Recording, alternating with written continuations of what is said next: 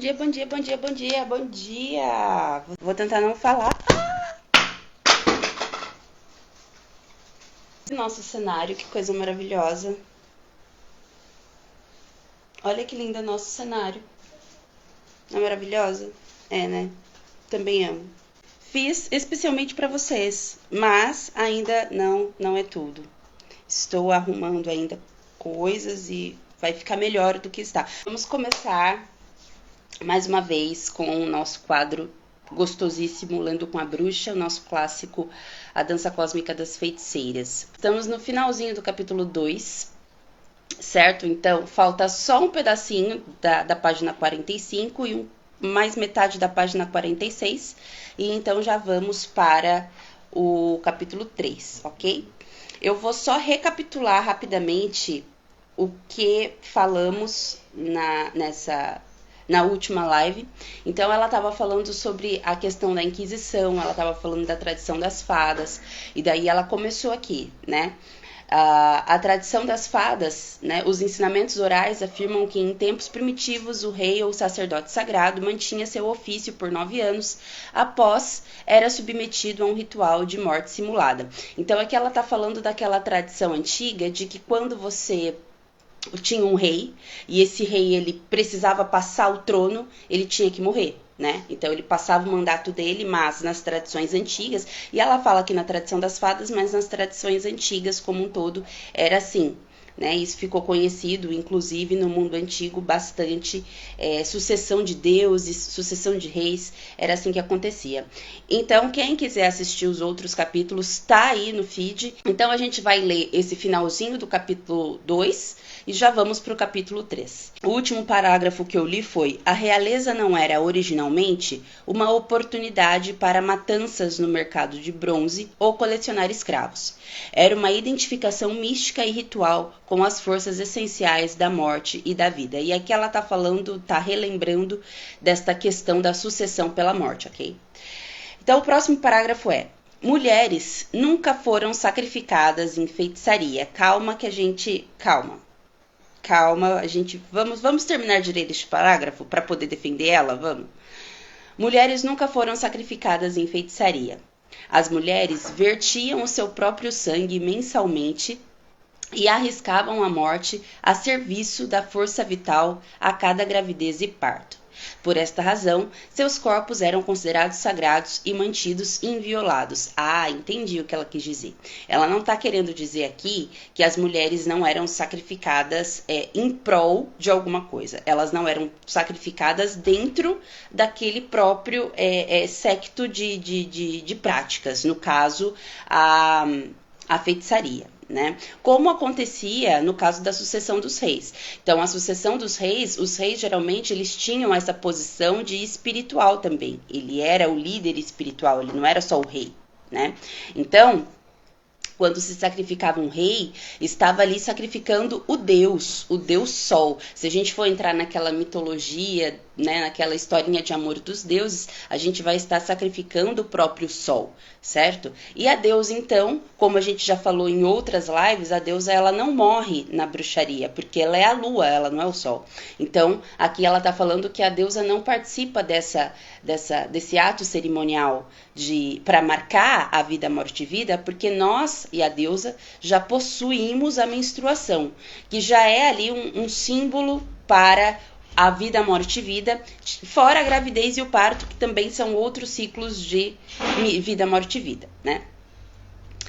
Infelizmente, jornais, filmes e televisão continuam até hoje perpetuando a associação da feitiçaria e a religião da deusa com o terror e o sacrifício humano. Cada assassino do tipo de Charles Manson é chamado de bruxo. Psicopatas declaram praticar feitiçaria com ritos degradantes e, às vezes, conduzem pessoas ingênuas a acreditarem neles. A feitiçaria, vista como uma religião, pode não possuir um credo universal ou uma liturgia definida, mas em alguns pontos há unanimidade. Nenhum bruxo verdadeiro pratica atualmente sacrifício humano, tortura ou alguma forma de assassinato ritual. Qualquer um que o faça não é um bruxo, e sim um psicopata. E isso é realmente real, né? E teve uma série de vídeos que eu, a Lua Serena e outros bruxos da comunidade, bruxos e bruxos da comunidade fizemos há um tempo atrás, que é, né, o respeite a nossa sacralidade, né? Tá lá no YouTube, no canal de vários bruxos e bruxas, né, conhecidos na nossa comunidade, certo? E fala justamente disso, da criminalidade dentro da bruxaria, os crimes cometidos em prol da religião. Não dentro só da bruxaria, mas em qualquer religião, onde crimes, né, o roubo, o homicídio, eles são praticados, o estupro, a livre demanda, em nome, né, de uma crença, de um credo. Em nenhum momento a bruxaria encoraja esse tipo, seja com homens, com mulheres, qualquer pessoa, animais. Em nenhum momento nós encorajamos isso. A bruxaria moderna encoraja o sacrifício, né? Muito embora, historicamente falando, a gente não pode romantizar, né? A gente não pode romantizar. Na história do paganismo, existe esta questão do sacrifício animal, do sacrifício ritual. A gente acabou de falar disso aqui, da sucessão de reis, para a ascendência, para a sucessão de outras coisas, né? Então, assim, hoje em dia essas práticas, elas não são comuns dentro do paganismo e da bruxaria modernas. Não dá para falar que nenhuma pessoa pratica isso, porque a gente não tem conhecimento de todas as práticas bruxísticas e pagãs que existem por aí, como, por exemplo, o candomblé. Ele é uma prática pagã, e sim, existe a questão da imolação dos animais ali, e isso para eles é sagrado, e a gente precisa respeitar isso e entender o processo que ali acontece, tá? Isso faz parte do paganismo, não necessariamente é a bruxaria.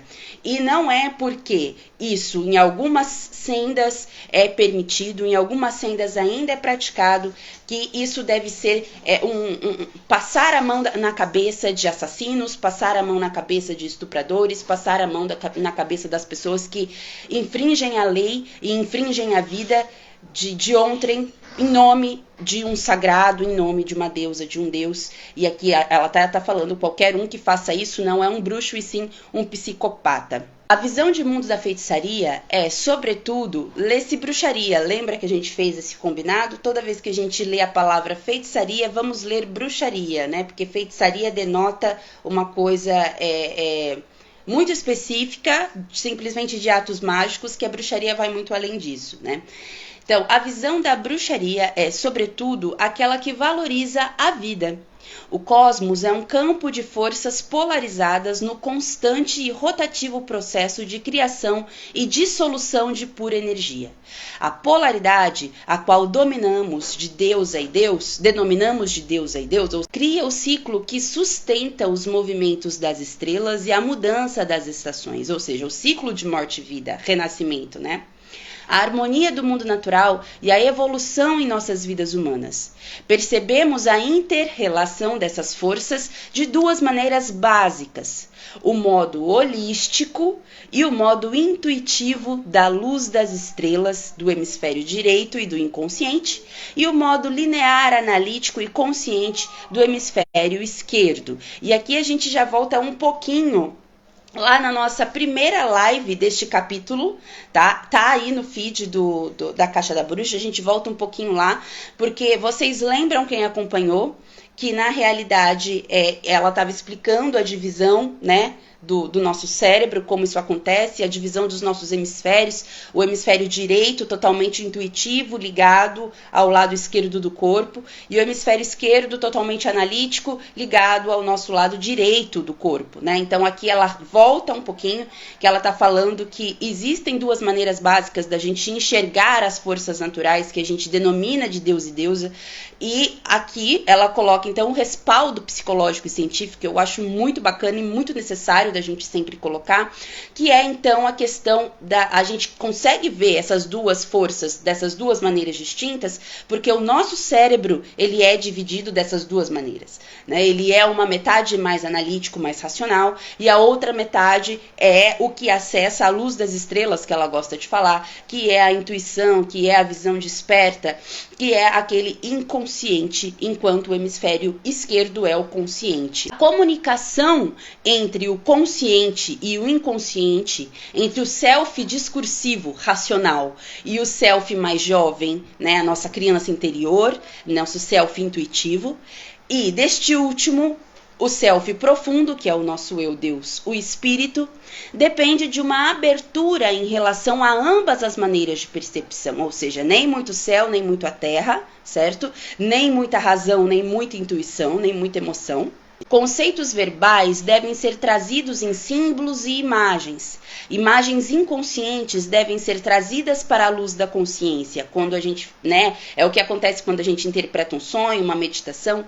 Através de uma comunicação aberta entre os dois hemisférios, entre o consciente e o inconsciente, podemos nos harmonizar com os ciclos da natureza, com a união estática, original, que é a força da criação. A harmonização exige sacrifício, né? O sacro ofício, o sacerdócio. Disposição para mudar, transformar, abrir mão de qualquer ponto na frente e seguir. Mas sacrifício não é sofrimento, e a vida, em todos os seus aspectos, iluminados e obscuros, de crescimento e decadência, é uma grande dádiva. Em um universo onde a dança infinitamente transformadora e erótica do Deus e da deusa baila radiante de todas as formas, nós que entramos em seu ritmo, nos arrebatamos com o encanto e o mistério do ser. E aqui ela finaliza o capítulo 2 de uma forma muito poética, como sempre, mas frisando, obviamente, que a vida é sagrada e ligando-se ao que ela já estava falando antes, os sacrifícios, eles não são vistos de uma forma legal dentro da bruxaria moderna. As pessoas aqui comentaram, eu vou dar uma olhada no comentário das pessoas e já vamos para o capítulo 3. O Caminhos da Vida disse: na verdade, muitos já compreenderam que não é ofertada a dor do animal, mas a essência vital do sangue, mas a essência da vida que está em tudo. Exatamente. O que a gente sacrifica, o que a gente venera, né, quando a gente coloca, eu falo a gente por causa do paganismo, né? Quando o sacrifício animal ele acontece dentro de um ritual, o sacrifício de algo, porque quando a gente fala de sacrifício, a gente não está falando só de animal. O sacrifício da vida, muito bem como o Tarô Caminhos da Vida disse, pois então qualquer coisa pode ser sacrifício, e essa é uma explicação do porquê não praticamos, não existe mais a tamanha necessidade de sacrificar vidas animais, vidas de pessoas, sendo que a gente já compreendeu conscientemente de que o sacrifício não necessariamente aos deuses é a morte, né? Precisa ser a morte de alguma coisa. O sacrifício, na realidade, ele é a oferta daquela energia de vida. Então, nesse passo, você pode sacrificar muitas coisas. Você pode sacrificar um ato, você pode sacrificar um hábito, você pode sacrificar algo que você goste, algo que te deixa procrastinado, você pode sacrificar uma ideia, você pode sacrificar inclusive partes de você mesmo. Então eu vou fazer um corte no meu dedo, então eu vou fazer um fio de cabelo, uma unha, líquidos do meu corpo, certo? Isso tudo são ofertas, são sacrifícios. Por quê? Porque estamos oferecendo a energia da vida.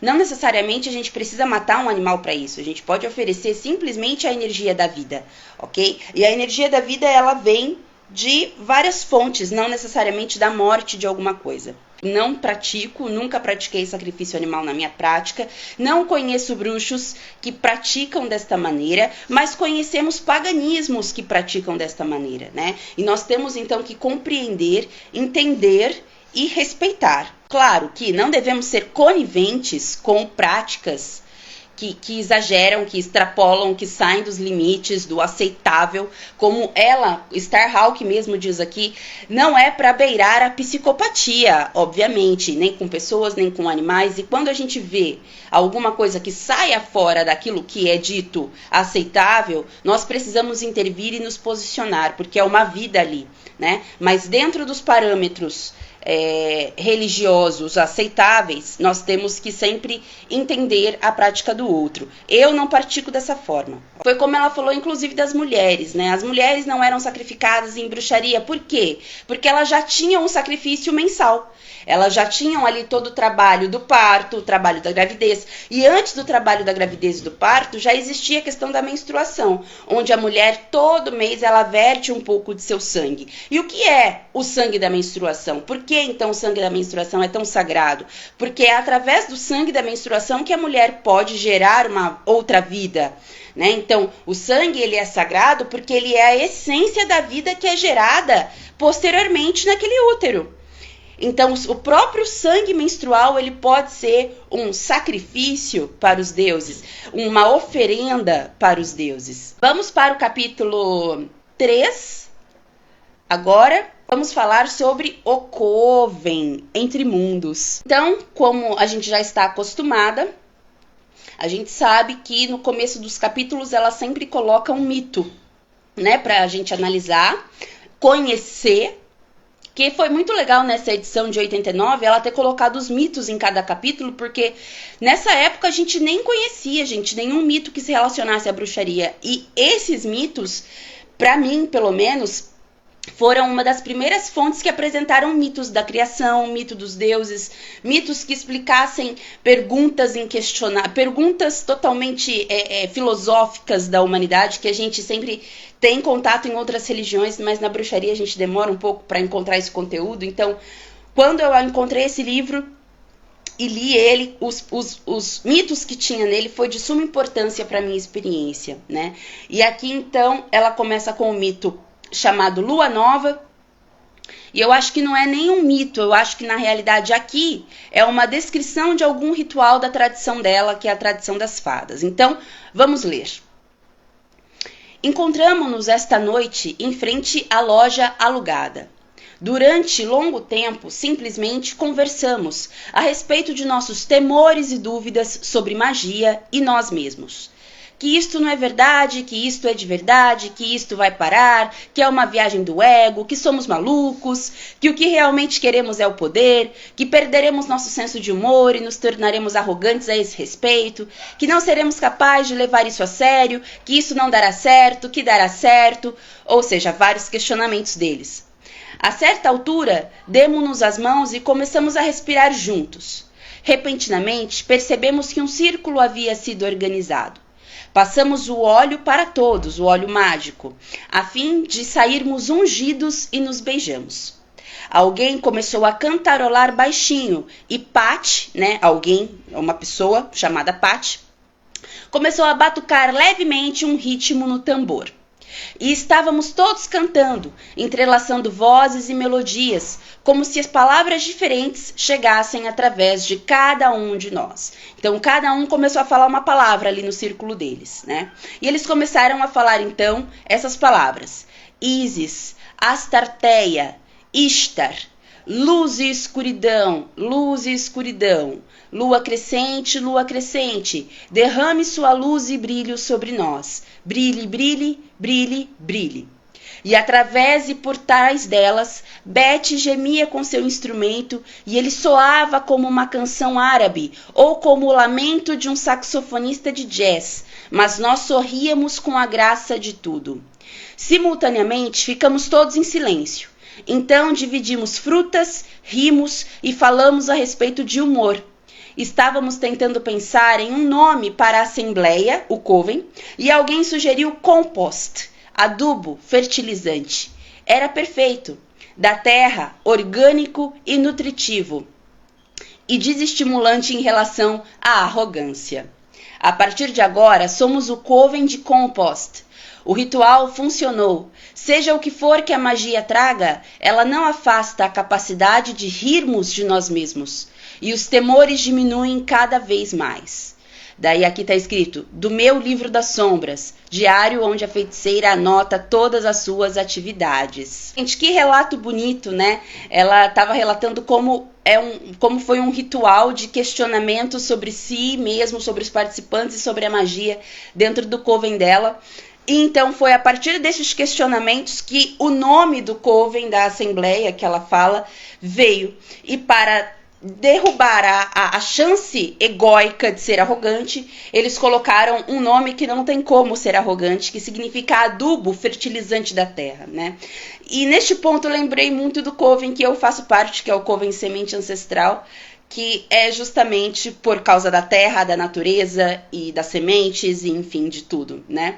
Então a gente sempre tem esta questão do vir o nome do coven em algum momento ritualístico.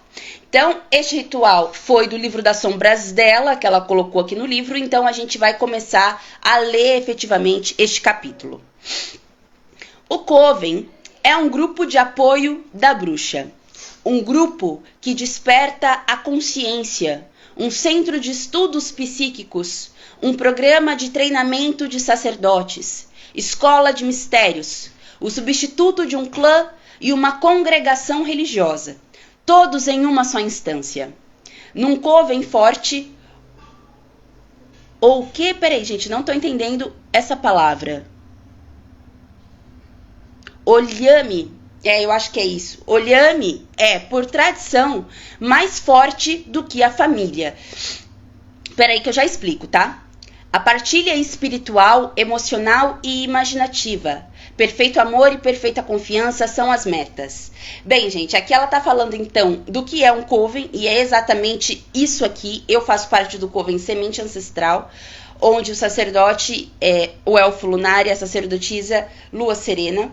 E é a família espiritual que eu não tive na família física, né? Eu tenho a minha família física de sangue civil, ela é bem piquetucha, bem pequenininha. E quando encontrei o Semente Ancestral, a minha família, ela se expandiu, né? Então o coven, ele é essa segunda família espiritual. E ele é realmente tudo isso que ela falou aqui, né? Um treinamento para sacerdotes, um centro de estudos psíquicos, uma escola de mistérios, um clã, uma congregação religiosa, certo?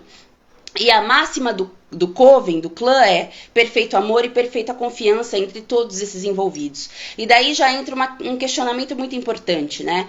Essa questão do perfeito amor e perfeita confiança. Como que a gente vai conseguir, sendo nós quem somos, né, humanos, em convivência com outros humanos, o perfeito amor e a perfeita confiança? Dentro de um círculo mágico, dentro de um ritual, é isso que deve prevalecer. Porque um coven é um grupo de pessoas de diferentes tribos, com diferentes personalidades, diferentes idades. Então, estamos lidando com humanos e personalidades diferentes. Então, óbvio que independente de ser um meio espiritual, onde todos estão ali em concordância, existe a divergência. Mas dentro do ritual, dentro de um círculo mágico, a partir do momento que a gente dá as mãos e entramos ali num círculo mágico, essas rixas, essas diferenças, essas divergências, elas não devem mais existir, né? E é aí que vem o perfeito amor e a perfeita confiança.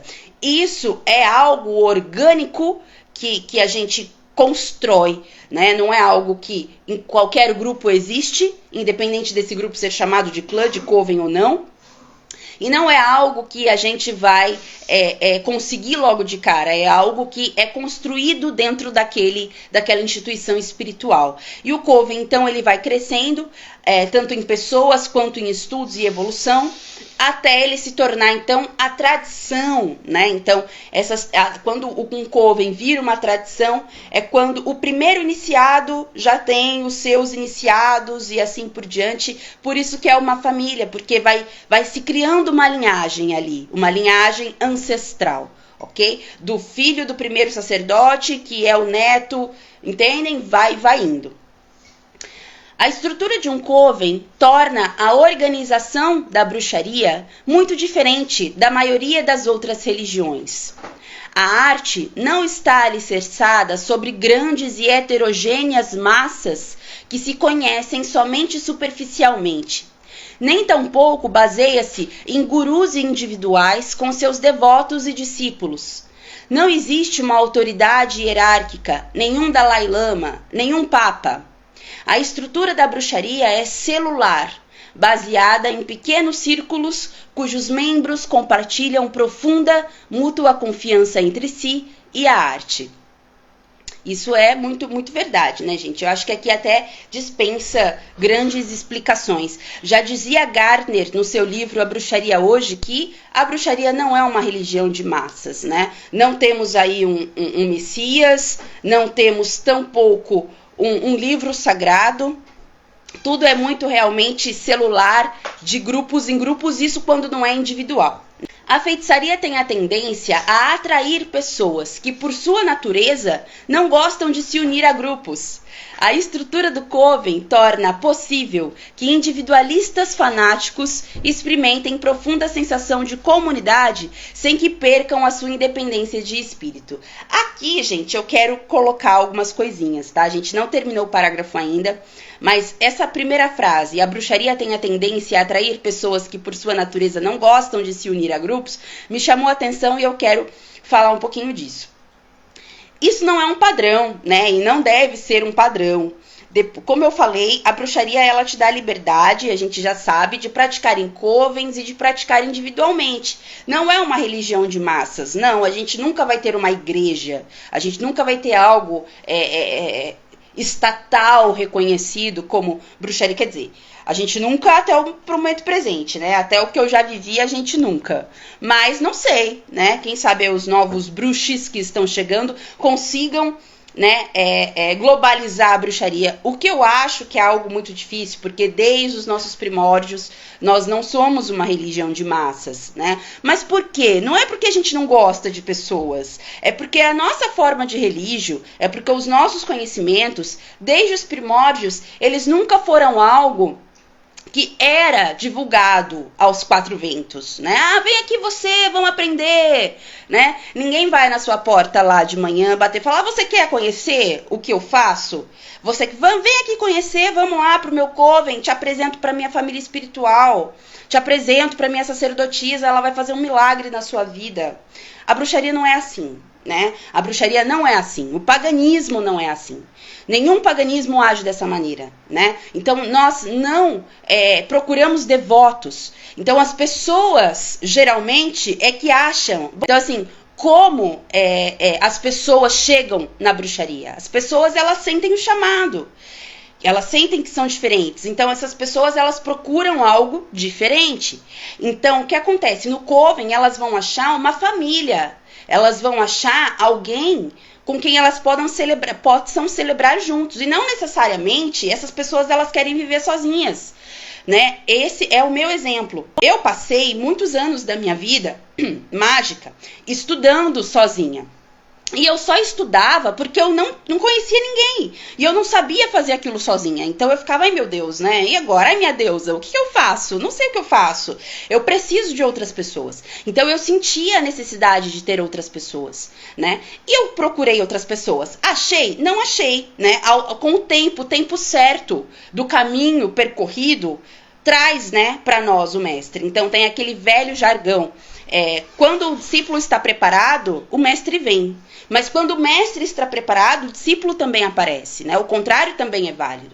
Então, não é que a bruxaria é uma religião que não aceita pessoas ou que é uma religião de pessoas que querem ficar sozinhas. Não é essa a questão. A questão é que a bruxaria, o paganismo e diversas outras formas de paganismos, elas são crenças de pessoas marginalizadas, pessoas que são fora desse padrão que a gente conhece de vida, fora deste padrão de contexto mental, emocional, espiritual, enfim.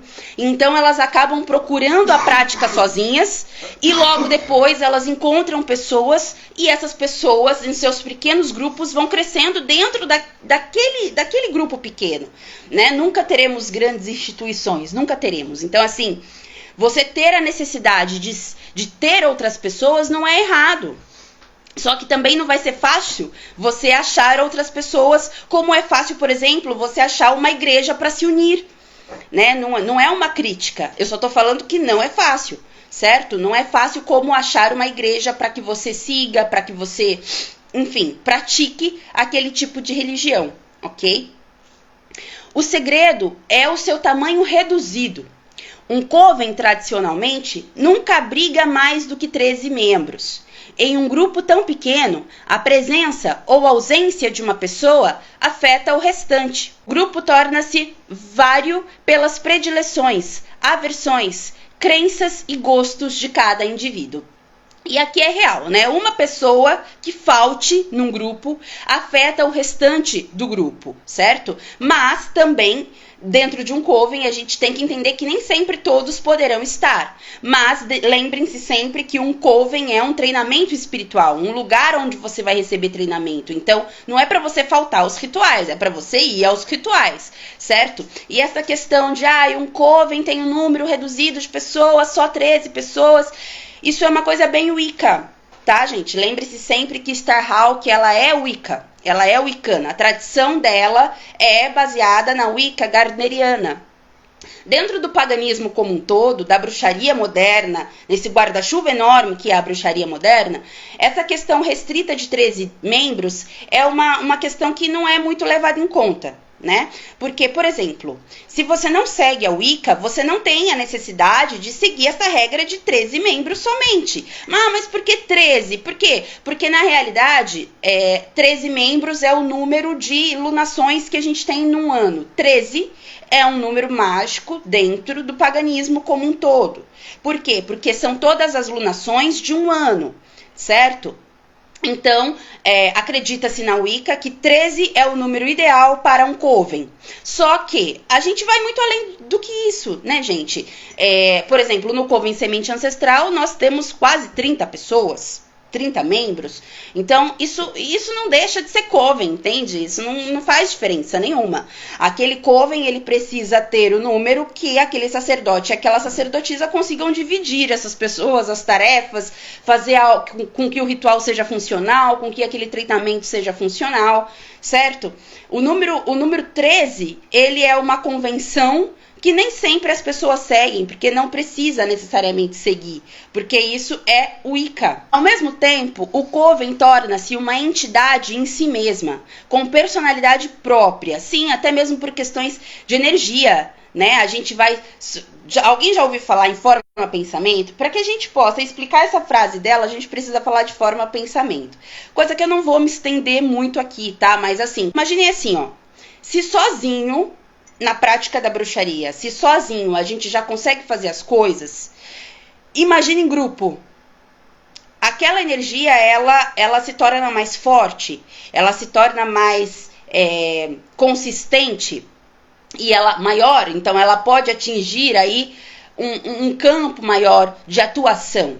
Então, o coven, a partir do momento que a gente vai praticando, aprendendo, experienciando, passando por coisas ali todos juntos, não só nos tornamos uma família, mas fortalecemos a energia daquele clã. Então, aquele clã, ele desenvolve os seus guardiões, os seus deuses, né? E isso é a grande casa, o coven é a grande casa da família que ali reside, que é aquelas pessoas que praticam daquela maneira, certo? Então, para ficar mais simples da gente entender, eu vou pegar o clã Semente Ancestral, que é o clã que eu sou iniciada, que eu faço parte. O clã Semente Ancestral, ele é uma grande casa, certo? Só que essa casa, ela é alimentada, ela é nutrida, ela é organizada, ela é limpa por pessoas. Essas pessoas são os participantes, somos nós, os sacerdotes, sacerdotisas, os iniciados, certo?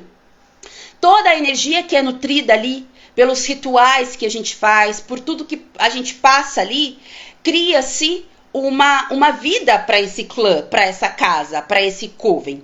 Quando a gente entra na casa de alguém, a gente não sente a energia daquelas pessoas que moram ali, certo? A gente vê a decoração, o gosto dessas pessoas, a gente vê como que essa pessoa leva a vida dela, como que é o hábito dela, diário, do dia a dia. Um coven é a mesma coisa. Ele cria a sua própria vida, ele cria a sua própria energia, porque essa energia ela é criada e nutrida pelas pessoas que ali estão, praticando, experienciando e aprendendo. Então, sim, ele cria uma vida própria.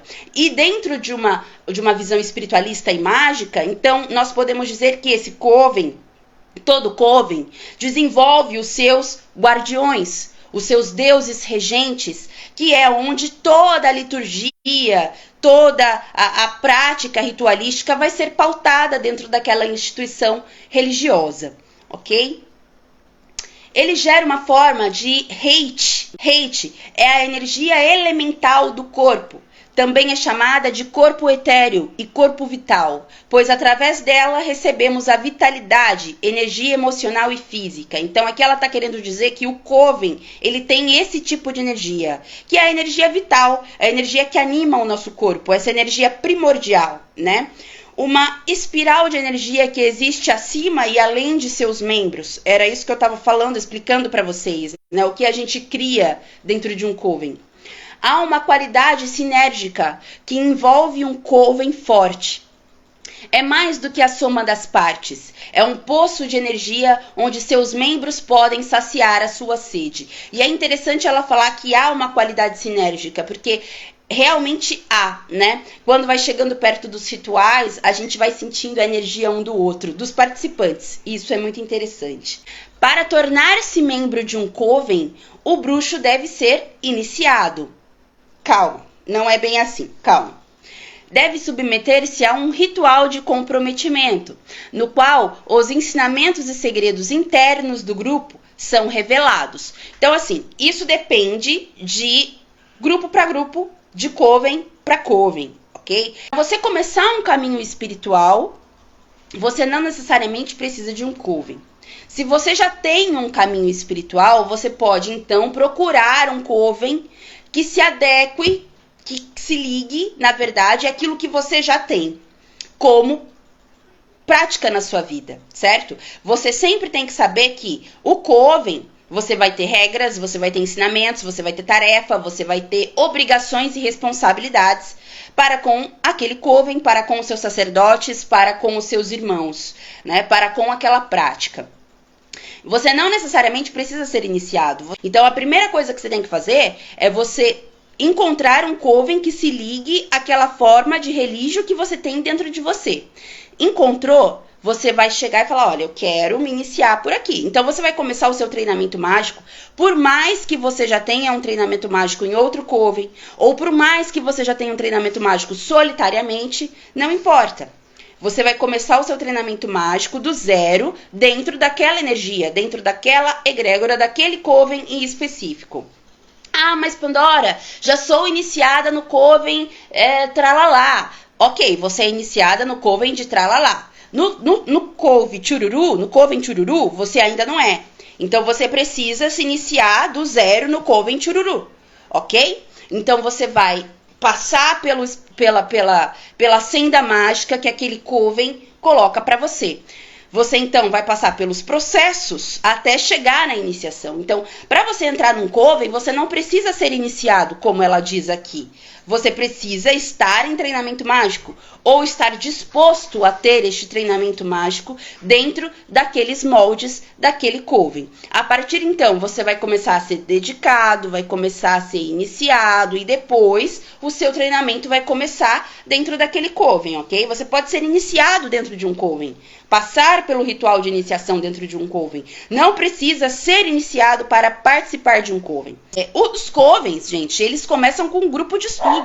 Ele começa com pessoas querendo praticar juntas e aprender juntas sobre o paganismo e a bruxaria, né? Então, assim, não necessariamente ele vai estar formado. Se fizer parte do seu caminho você formar o seu próprio Coven, você é que vai formar o seu próprio Coven, né? Junto com outras pessoas, onde vocês vão ali sistematizar tudo o que futuramente pode vir a ser o Coven de vocês. Caso não, procurem um que se ligue àquilo que você tem como crença e prática, ok? A iniciação é seguida de um longo período de treinamento, durante o qual a confiança e a segurança do grupo são paulatinamente construídos. Quando sua duração é adequada, o ritual torna-se também um rito de passagem que marca um novo estágio de crescimento pessoal. A feitiçaria desenvolve-se lentamente. Jamais poderá ser uma religião de massas, propagada pelas esquinas ou entre os voos no aeroporto. Feiticeiras não fazem proselitismo. Espera-se que possíveis membros busquem os covens e demonstrem profundo nível de interesse. A força da arte é sentida na qualidade e não na quantidade. Era o que a gente estava falando um pouquinho mais cedo. A bruxaria, ela nunca foi uma religião de massas. Nós não iremos oferecer a bruxaria para você. É você que vai achar, ouvir o chamado e vir procurar, caso você queira, ok? E aqui ela está falando, inclusive, disso que eu acabei de falar, que existe um treinamento dentro do coven, né? Você não vai chegar só e vou celebrar e é isso. Não, você vai ter que seguir um treinamento. Então, a iniciação é depois de um longo período de dedicação e depois isso é marcado com um ritual. Da dedicação para a iniciação, você passa por um ritual, dependendo da sistemática do seu coven. Depois de um tempo de iniciado, você tem que renovar os seus votos de iniciação, se for o caso, passar de nível, né, subir um grau, então você passa por outro ritual e assim sucessivamente. A bruxaria, ela é uma religião progressiva, de estágios, ok? De treinamento, evolução, sucessão.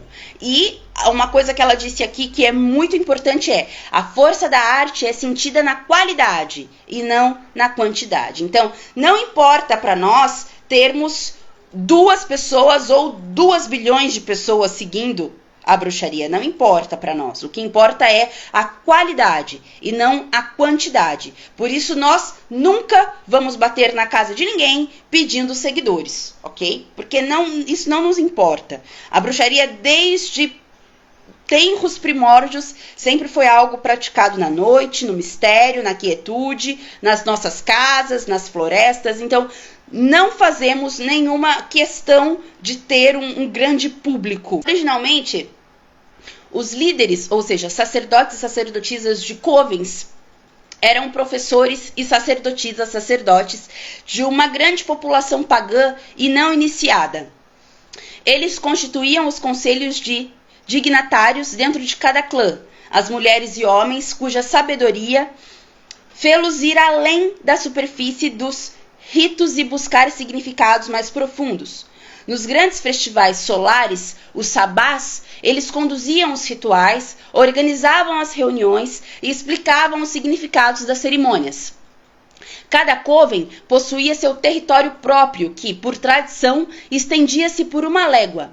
Covens vizinhos podiam juntar-se por ocasião dos grandes sabás, a fim de dividirem conhecimentos, ervas, feitiços e, é claro, tagarelar. Grupos de covens juntavam-se, às vezes, sob o comando de uma feiticeira rainha ou grã-mestra.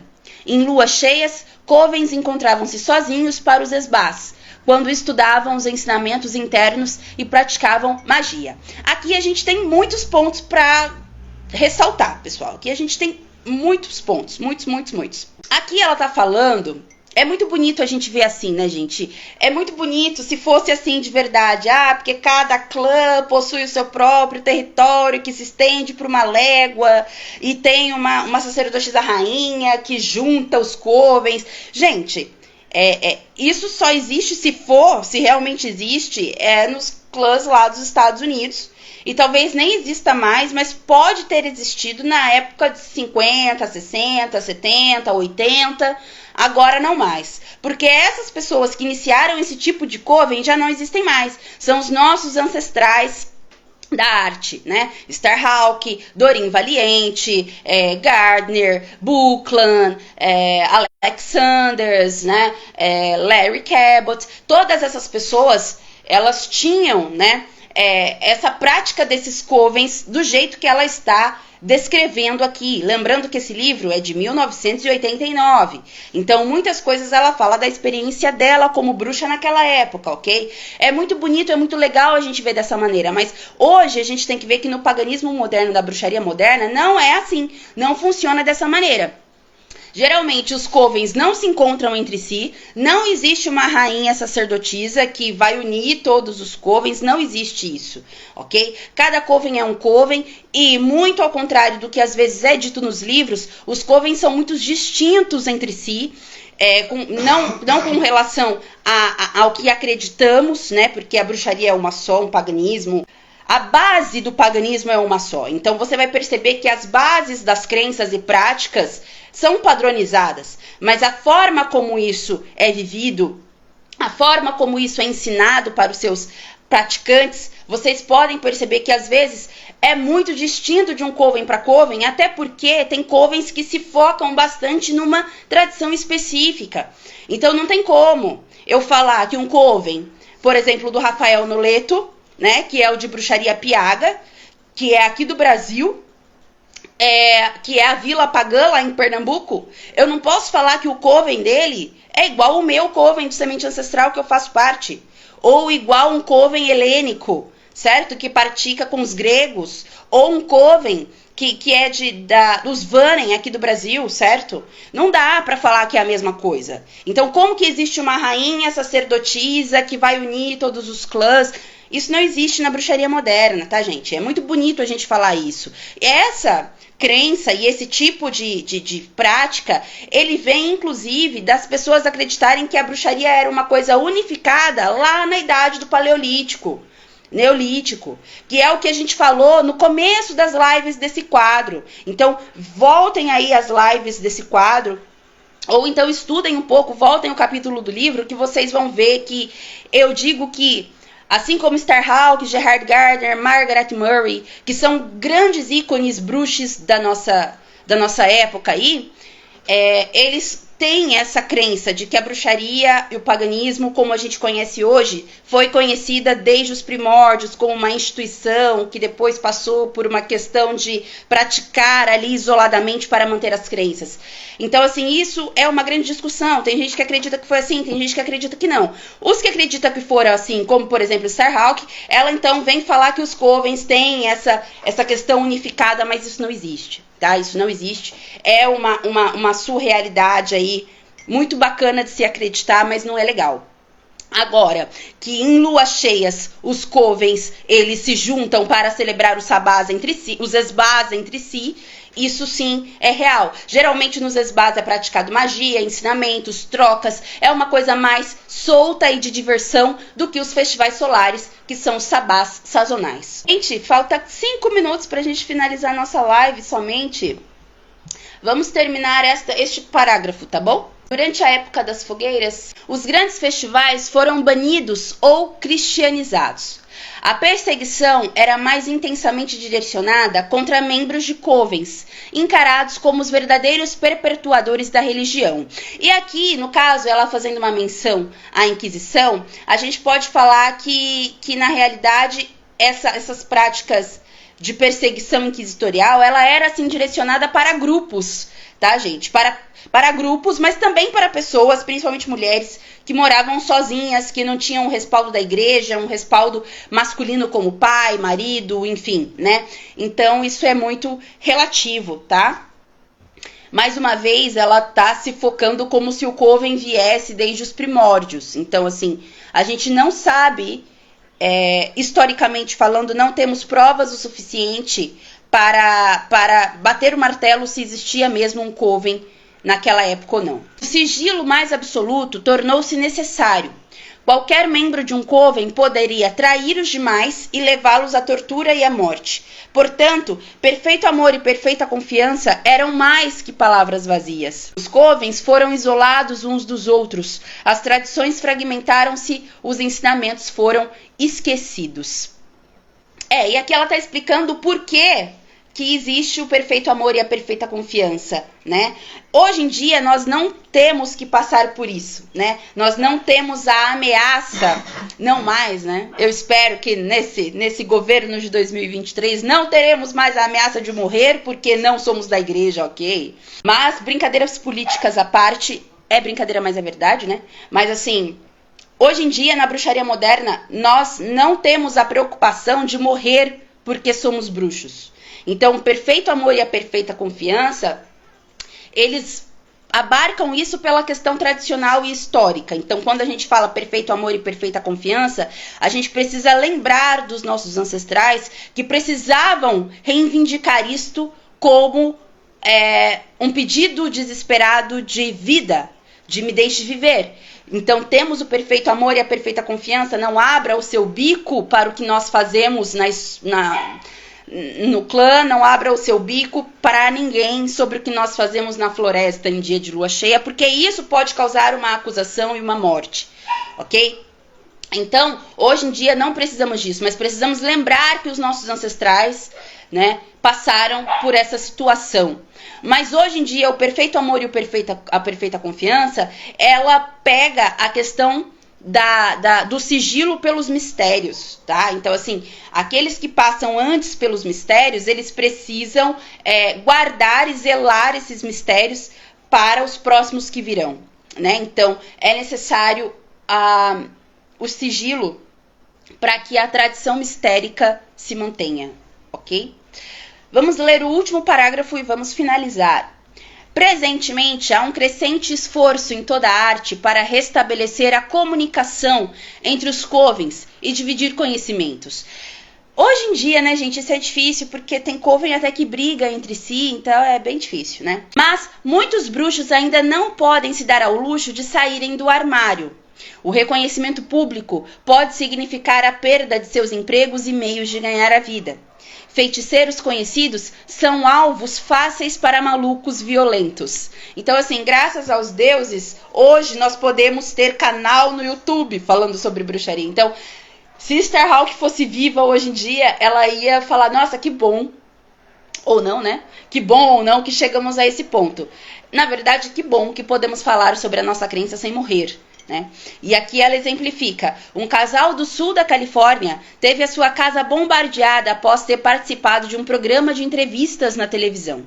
Outros são molestados pelas autoridades por causa de práticas tradicionais como a predição ou tornaram-se bodes expiatórios de crimes locais. O preconceito, infelizmente, é comum. Pessoas sensatas jamais identificam alguém como um feiticeiro ou feiticeira sem, de antemão, pedirem permissão de uma maneira reservada. Neste livro, meus amigos e membros de covens foram genericamente tratados por seus nomes utilizados nos covens, a fim de preservar a privacidade dos mesmos. Então, independente de ser antigo ou moderno, o preconceito ele existe e a gente precisa lutar com ele até hoje. É claro que nessa época era muito mais proeminente e violento essa questão do preconceito. Hoje em dia a gente não precisa, não sei se a gente não precisa, né? Pensando bem, eu não sei, eu nunca sofri um preconceito tão grande a ponto de ser uma violência física, mas já sofri preconceitos dentro de escola, dentro de emprego, dentro do seio familiar. E a gente precisa, na realidade, a maior arma contra o preconceito é a afronta, na minha opinião, né? Então, assim, não correndo risco de vida, afronte, posicione-se, certo? E por hoje é só, pessoal. Terminamos a live de hoje, finalizamos o capítulo 2 e começamos o capítulo 3 e paramos na página 50 do capítulo 3. Neste capítulo tem muitos exercícios, olha que legal. Então eu peço que vocês fiquem ligados no Instagram, que os exercícios eu passo nos stories depois para vocês, ok? Eu espero que vocês tenham gostado e curtido bastante. Eu amei. Um grande beijo para vocês. Até sexta-feira, às 10 da manhã, temos live aqui de novo, Tarô e Bruxaria. Ok, gente? Beijo, amo vocês e até a próxima. Tchau!